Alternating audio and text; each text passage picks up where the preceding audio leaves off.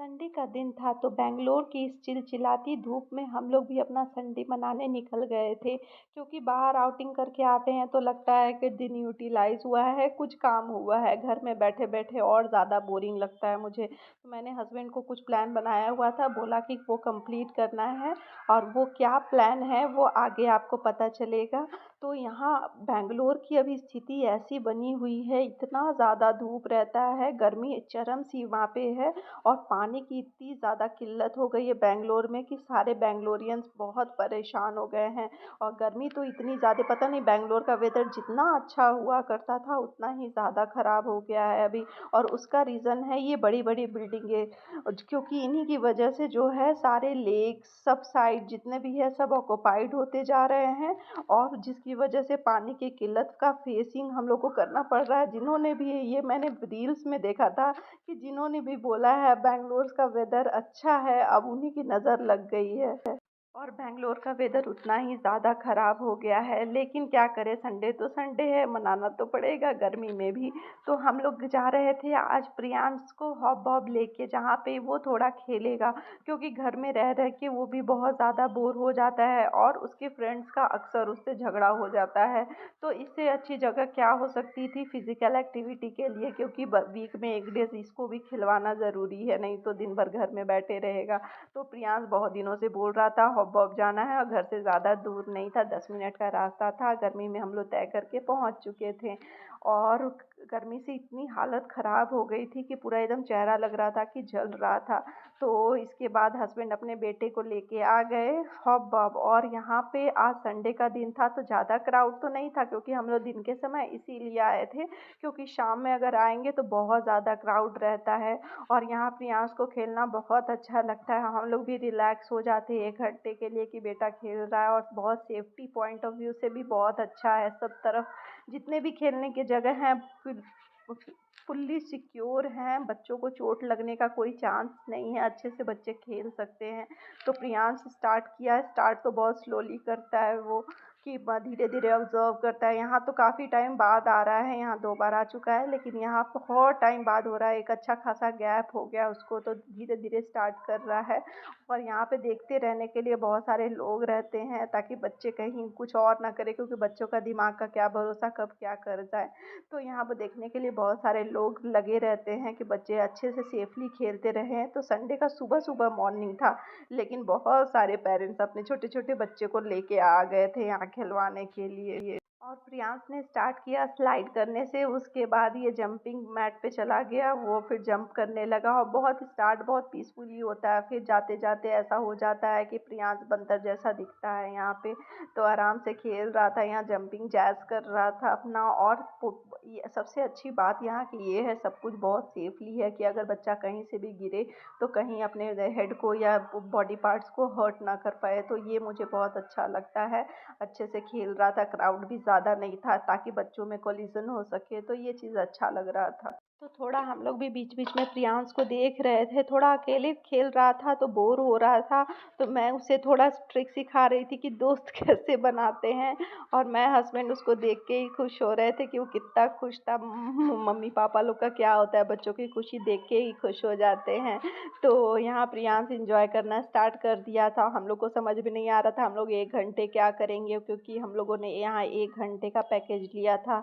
तो 1 घंटे में क्या करना है, हस्बैंड सोचे कि यहाँ पार्टी हॉल है तो उसका पता करते हैं क्या रेट है क्या है, क्योंकि नेक्स्ट बर्थडे प्रियांश का यहीं सेलिब्रेट करने के लिए। तो यहाँ प्रियांश को फाइनली एक फ्रेंड मिल गया था, तो मैंने प्रियांश को बताया कि कैसे फ्रेंडशिप करना है। तो प्रियांश ने उससे फ्रेंडशिप की और वो लोग लास्ट टाइम तक 1 घंटे तक पूरे अच्छे से खेलते रह गए। और यहाँ का जो पार्टी हॉल है वो भी बहुत स्पेसियस है, तो हम लोग वही ऑब्ज़र्व कर रहे थे कि कैसा स्पेस है, क्या रेट्स है, ये सब चीज़ें हम लोग पता कर रहे थे, ताकि सब कुछ का आइडिया रहना चाहिए, कभी भी किसी चीज़ की भी ज़रूरत पड़ सकती है। और प्रियांश धीरे धीरे यहाँ एक्टिव मोड में आता हुआ खेल रहा था, सारी चीज़ें यूटिलाइज़ कर रहा था, ऐसा नहीं है कि सिर्फ एक चीज़ पे फोकस किया हुआ था, सब चीज़ें अच्छे से यूटिलाइज़ कर रहा था। और ये प्रियांश तब से आ रहा है, पहले मॉल्स में जाता आता था जब प्रियांश 2 साल का था, डेढ़ 2 साल के अराउंड का हुआ होगा, तब से वो जा रहा है।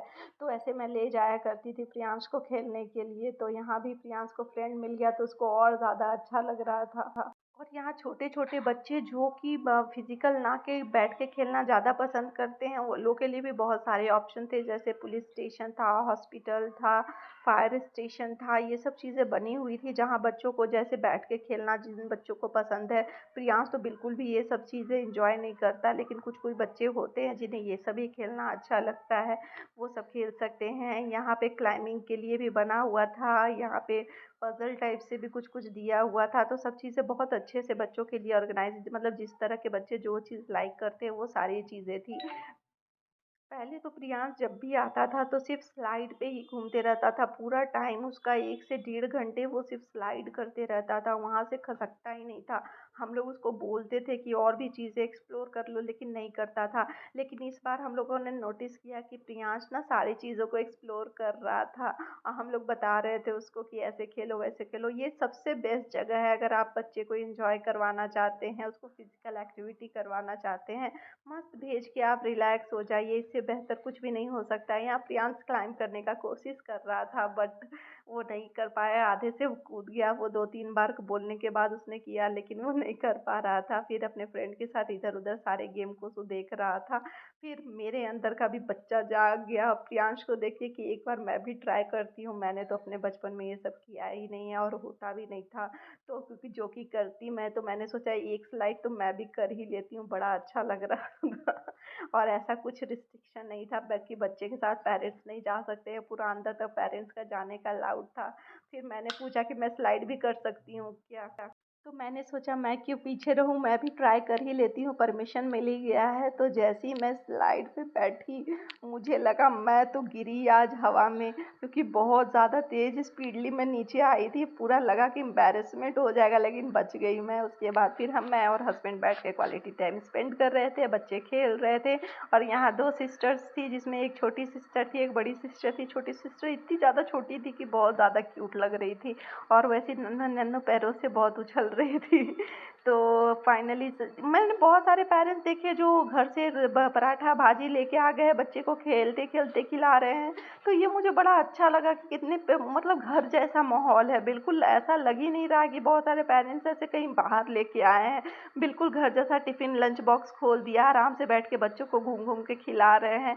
ऐसा लग ही नहीं रहा था कि बाहर का कोई एरिया है, तो ये मुझे बहुत अच्छा लगा।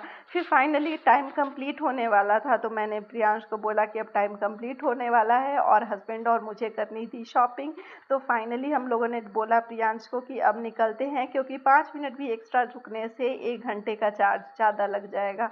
तो इसीलिए मैंने प्रियांश को 2 मिनट पहले ही निकाल लिया, कोई चांस नहीं लिया जा सकता। और धूप जो था वो और ज़्यादा चरम सीमा पे हो गया था, इतना ज़्यादा कि पापड़ 1-2 घंटे में बन जाए।